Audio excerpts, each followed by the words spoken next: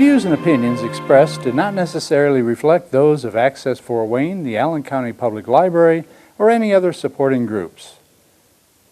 If you'd like to produce a show, call us at 260-421-1250.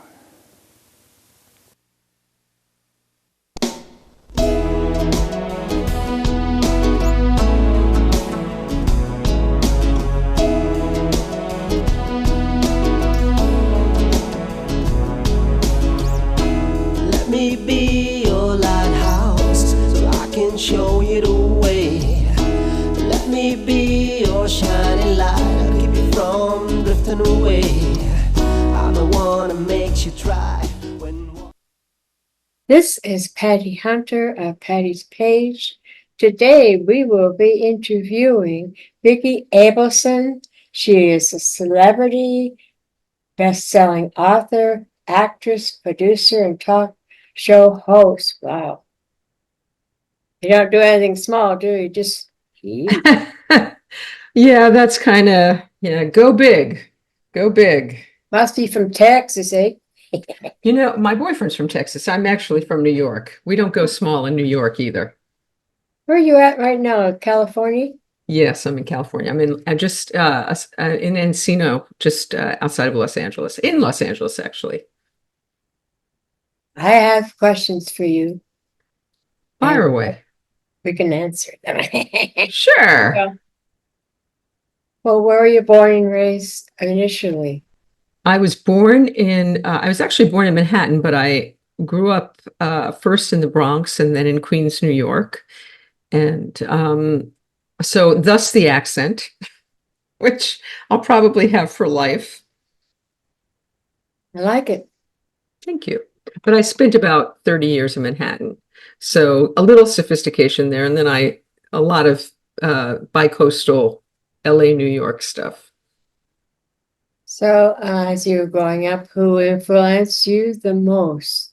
I would say my father was probably the greatest influence on me. My father was a master of ceremonies in the Catskill Mountains, which if you saw Dirty Dancing, that was kind of a cheating version of my life. It was actually much greater and more wonderful than Dirty Dancing allowed.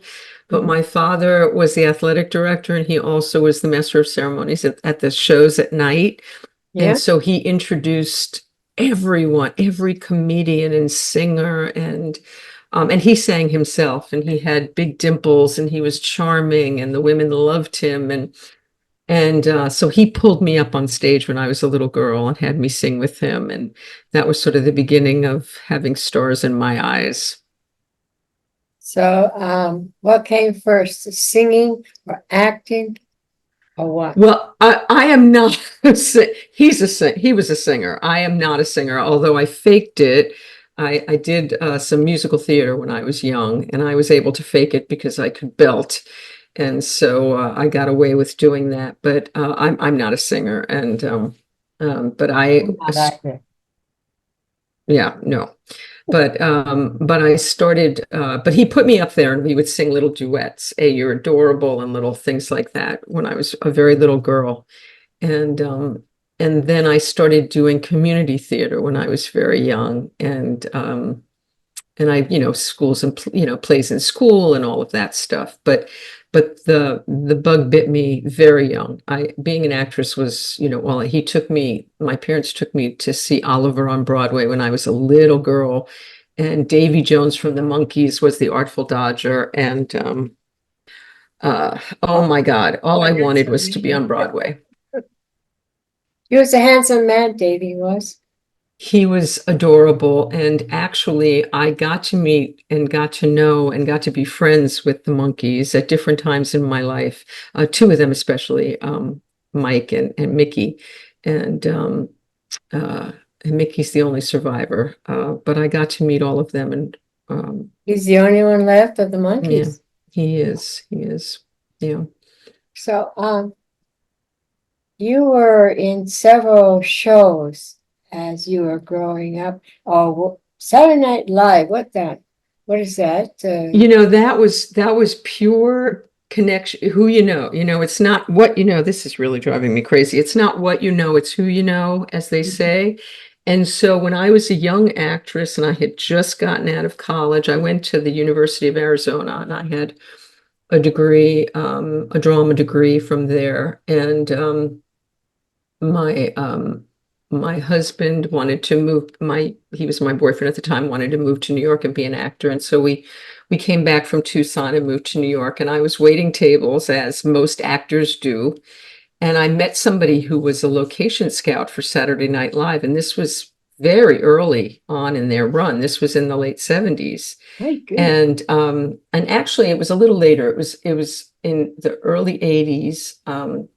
And he got me cast in these little tiny roles on Saturday Night Live. So I was in the very first time Billy Crystal did his character Buddy Young Jr., which he then did a movie, Mr. Saturday Night, and he's done it on Broadway.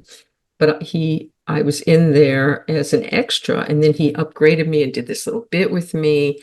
And I had everybody in the world watching the show that night, and it got cut, and it was very heartbreaking.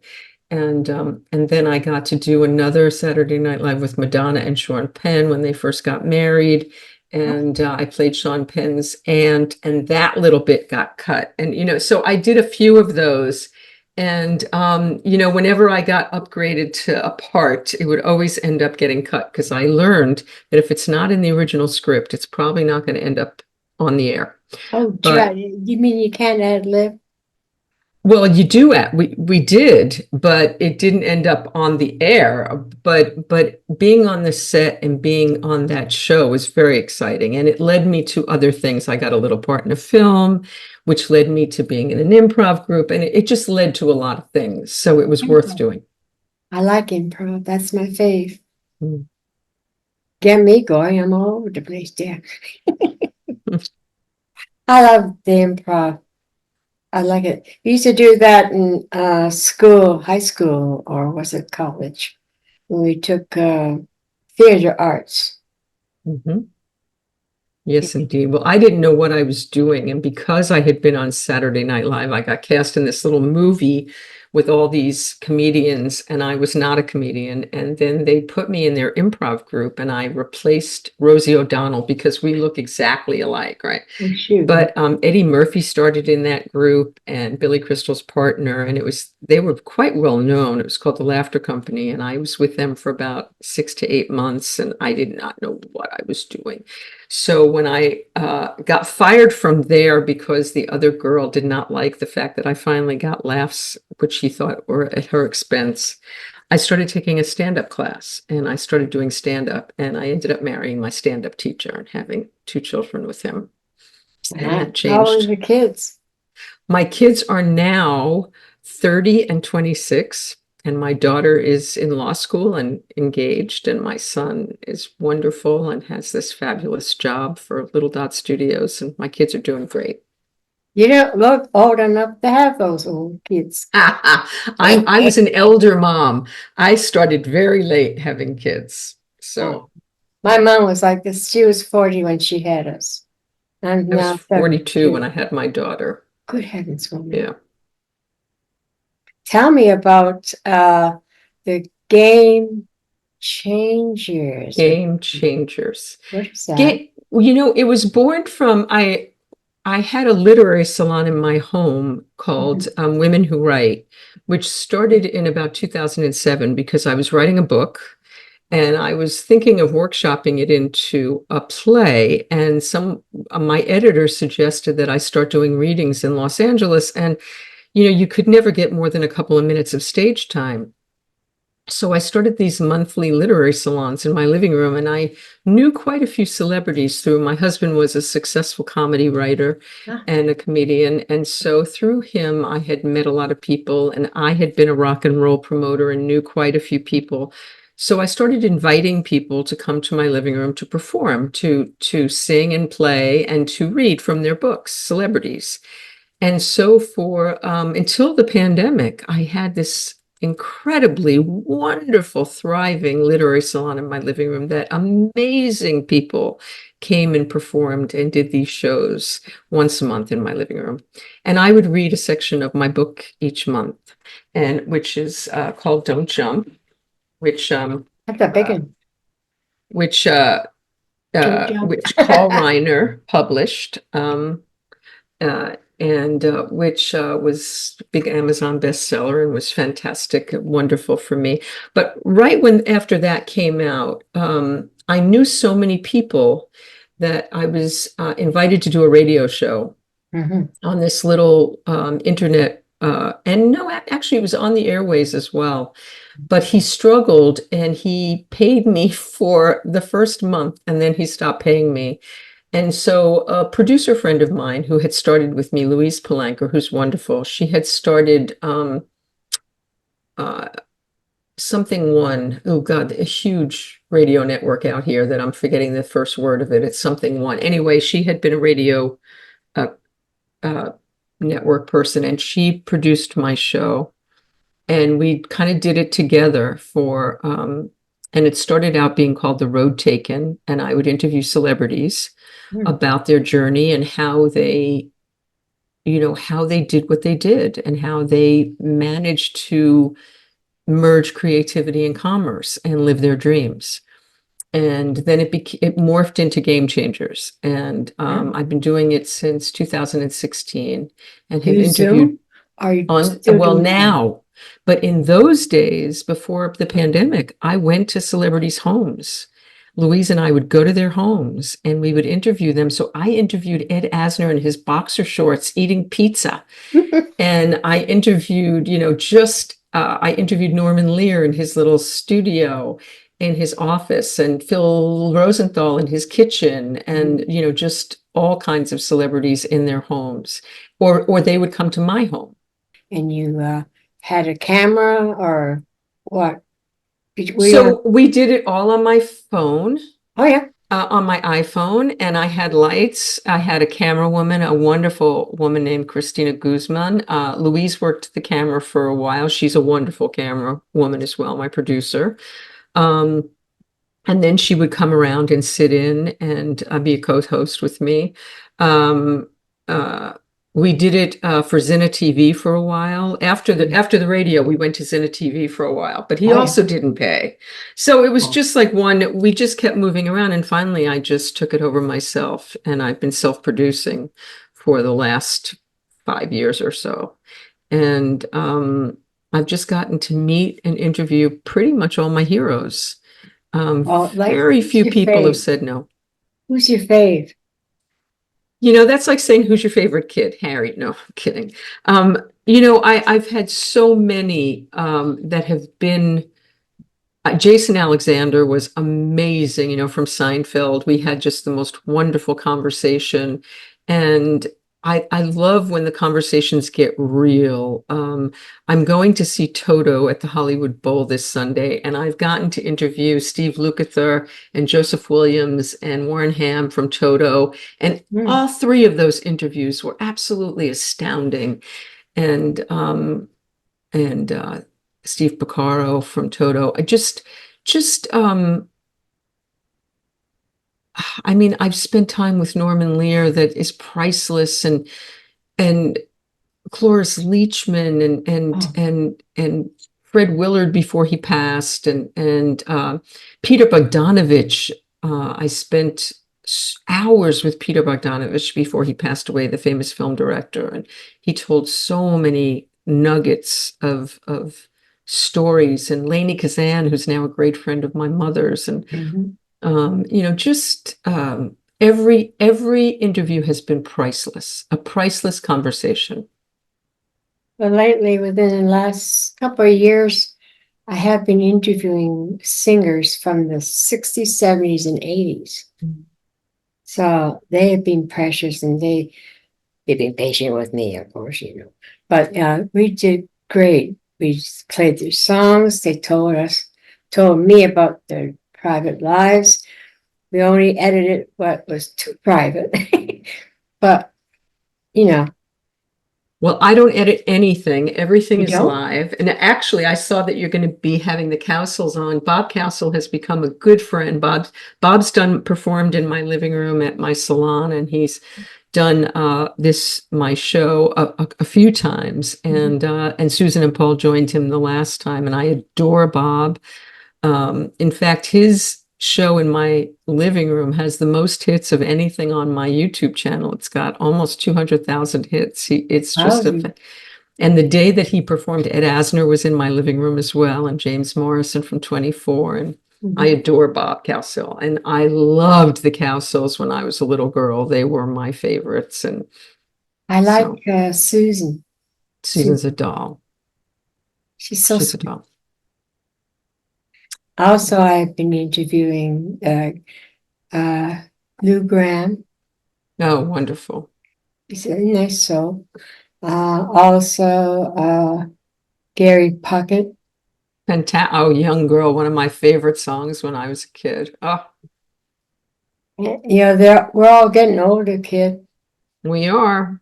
I We are. blossomed in the 80s. I'm 72 now, but the 80s, I was just, oh dang. I was in a couple of music videos myself. Nice. Which ones? Well, the Arrows from Toronto. They're Uh-huh. trying to do a song for In the Heat of the Night, but that didn't go through. But we were in that. And also, I was in a couple of Anne Murray's in the Nice. audience. So I met her. She's sweet. She doesn't like shoes.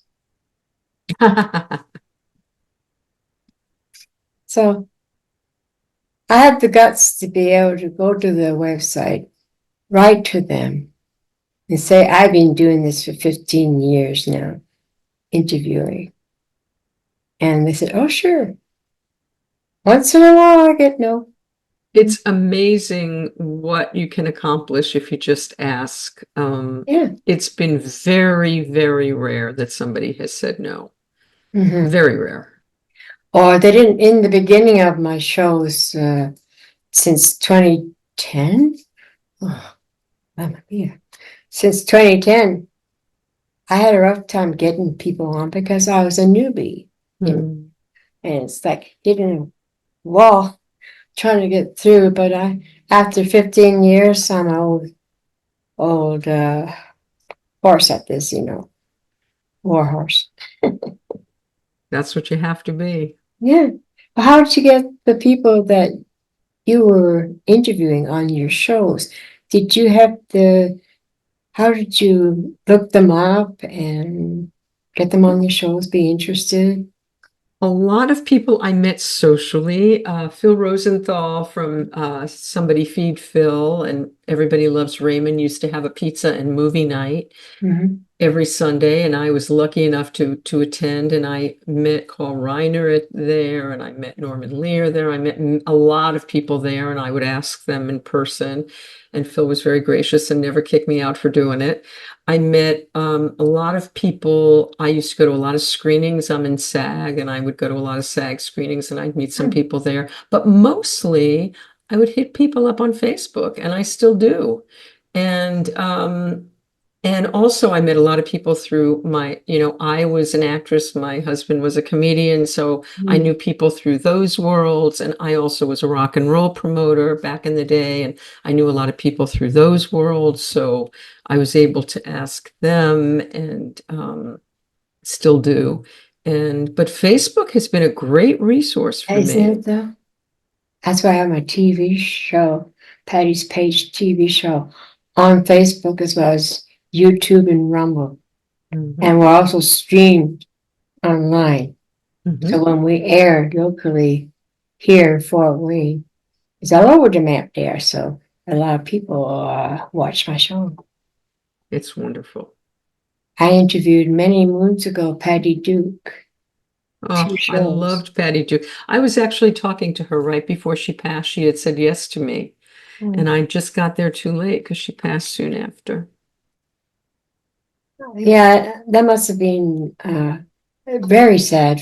It was sad a lot for other people as well as just for her family because she was one of the most famous and endearing actress I have ever met. Mm. We talked about mental illness, bipolar, and it was beautiful. Mm. Yeah, she was something. Speaking of which, Valerie Harper, when she got her diagnosis and found out that she had an incurable cancer, came and did my living room thinking she was going to die within the next 3 months. And she sat and she signed every single book for every single woman in my living room. And there were over 50, 60 women there. Wow. And stayed and took pictures with everyone. And then she ended up living another 3 years. But she was an incredible force. And she talked about, the fact that she wanted to live every minute of life to its fullest. She was amazing.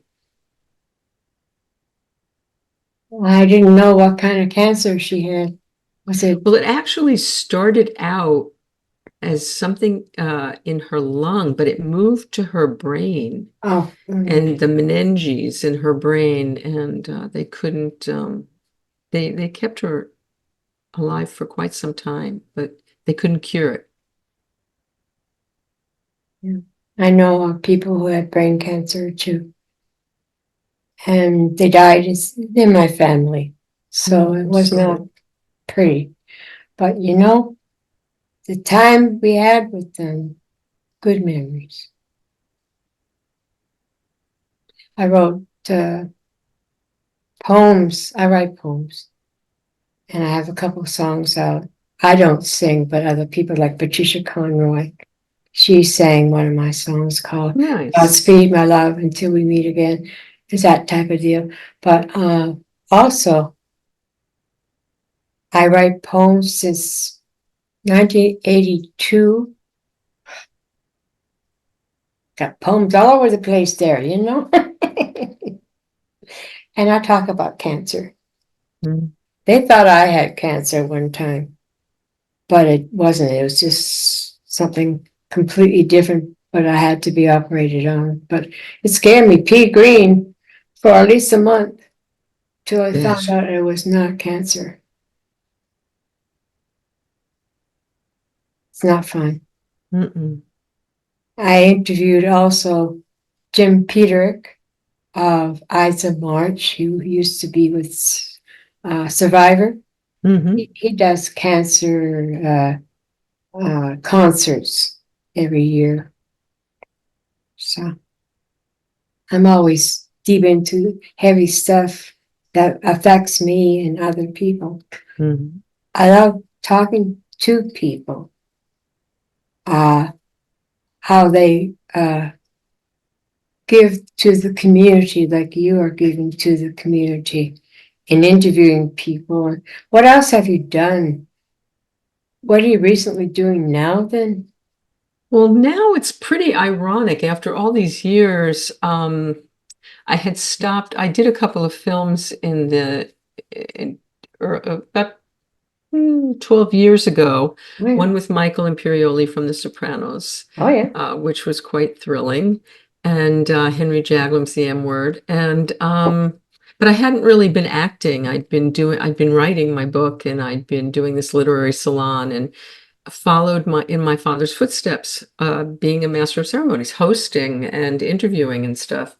And an agent found me at Christmas time, and I had my picture on some website when my daughter was putting hers up when she was in high school, and he had put mine up as well, just on a lark. And he saw it and he said, "I want to represent you." And I'm like, "What are you talking about? That picture is 12 years old." And he said, "Well, we're going to get you new pictures." And so I have an agent now.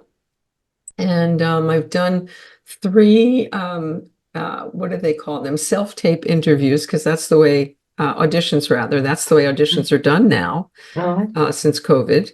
And I actually have an acting class this afternoon. Vince Cortola from The Sopranos, he played Johnny Sack. He's one of my favorite actors, invited me to his class. So I do that on Zoom. I just started last week.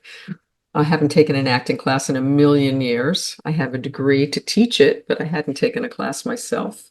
Well, it's So like I'm falling really, off a horse. When you get back on, you know what you're doing, Nate. well, you know, it's wonderful. And it's wonderful to have sort of this resurrection of something that I was really passionate. That was my dream as a kid. And I sort of let it go. And now to be doing it again is really fun.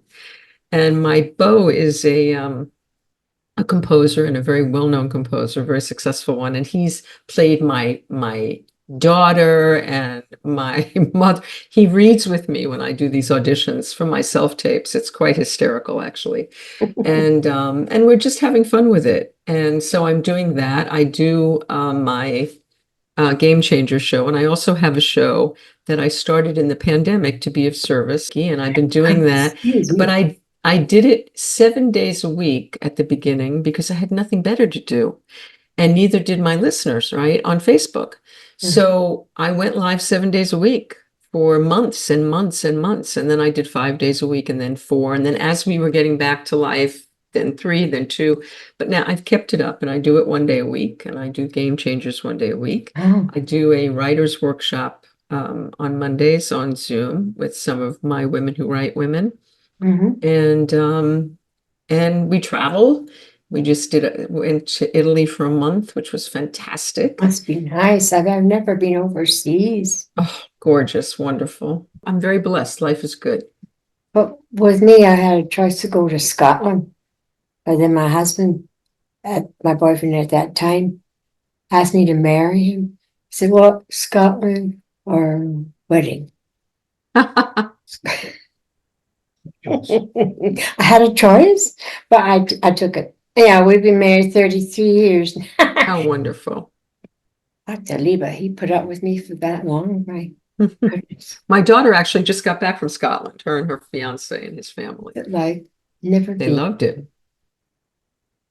So what do you really have planned for the future? Do you go on tour? Do you book, not book, but workshops? I do my workshops on Zoom. You know, COVID's changed a lot of things. So I don't have live events in my home anymore, and I don't do live workshops, and everything is sort of on Zoom now. And I'd love to do things in the real world again. We'll see. I'm not quite there yet, but right now Zoom is serving me. Same here. I had it 5 times, COVID. Oh my good! I hadn't had it at all. I'm knocking on wood. Now, I had it for the first time in January. Wow, that's a lot. I know, too much, too much. Well, listen, old girl, we got a split. It's going on half an hour now. I'd like to have you back on if you wish, if you Sure. can. Because Absolutely. you are very inspiring and courageous and wonderful persons. Well, thank you. Yeah. Thank you. Thank you so much for inviting me. And have a wonderful day, Patty. And I hope to see you again. Thank you. Sayonara. Sayonara. Ciao. Bye-bye. Godspeed, my love, until we meet again. You're always in my heart and every dream.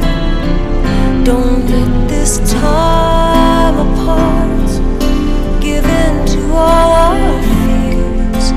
God will keep us close from up above. So until we meet again, Godspeed, my love.